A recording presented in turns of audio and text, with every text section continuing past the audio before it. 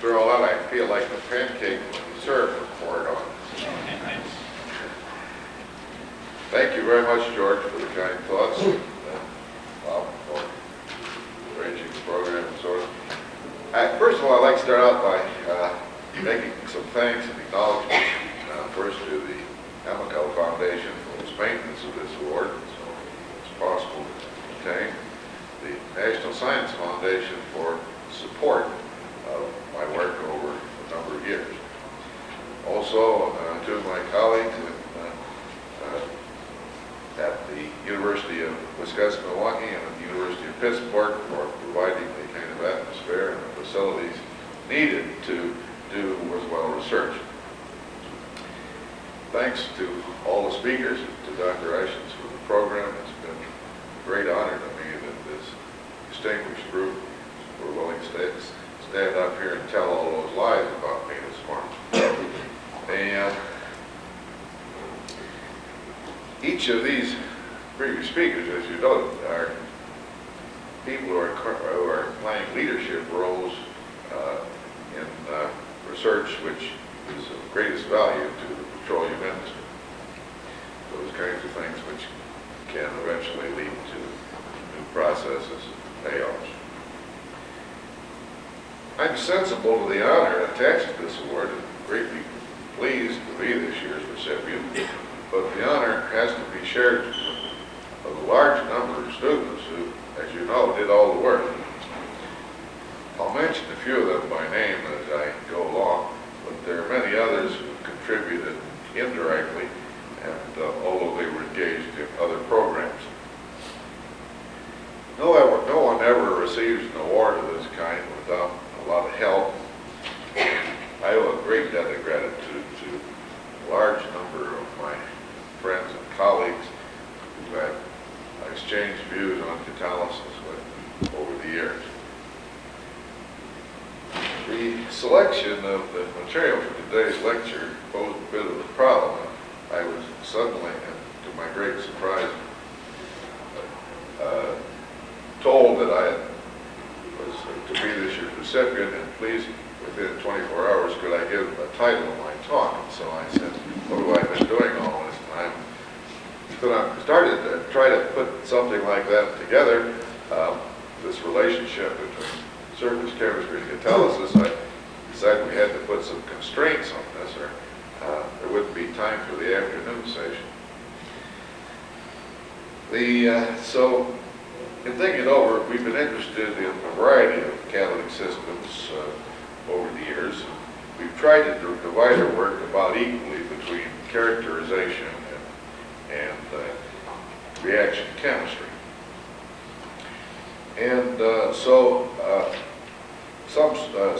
I decided that for the particular audience here, probably the latter, that is reaction chemistry, would be most appropriate. And besides, I wanted to illustrate a point which George just helped me make, that studies of reaction chemistry can tell us much about three of the key problems that we're faced with catalysis, namely the catalytic mechanism, the chemical nature of the intermediates and sites which form these intermediates. Because it's the chemistry that we want to carry out that is the thing that's going to benefit our society in the long run. Therefore, the theme of today's talk will be the reaction of simple hydrocarbons, principally the N-butenes, as diagnostic tools for the discrimination among mechanisms and intermediates. This topic will permit me to touch on a variety of catalytic systems with which we've been involved, and what I hope to be able to show you is that it takes simple reactions like this, and you can look for criteria which you could use, much like a medical doctor diagnoses a disease.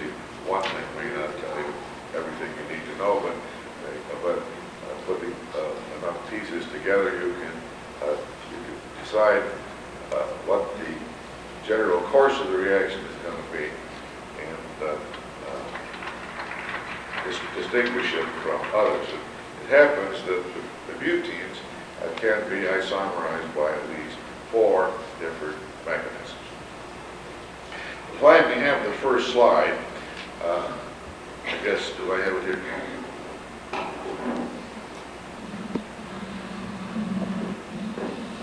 Steve, you got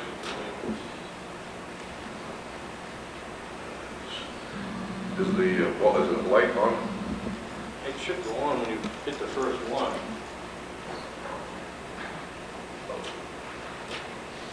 There we are, we're on.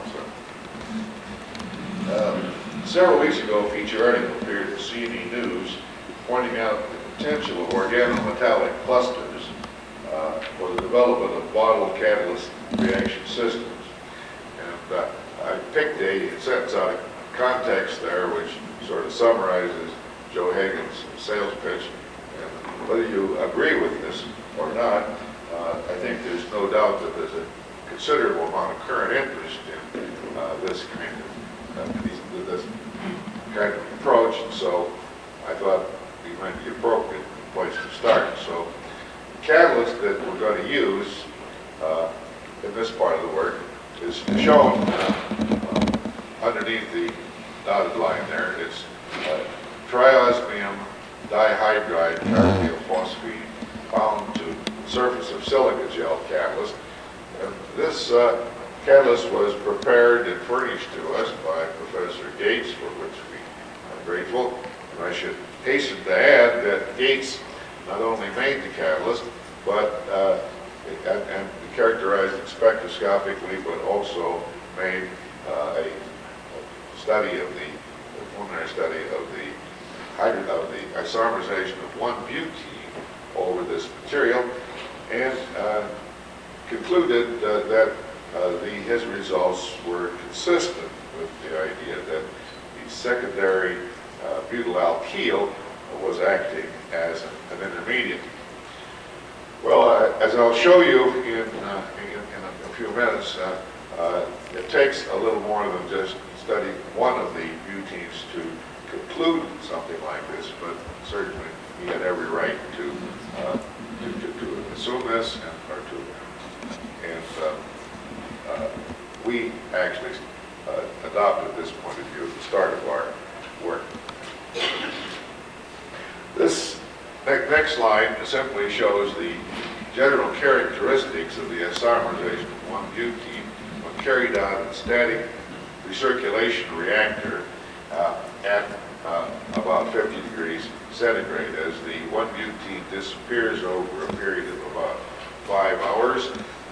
You see the trans and the cis-2-butene pairing together. And you can see that from the very start of the reaction, more trans 2-butene appears than cis, but even after 5 hours, the trans-cis ratio is not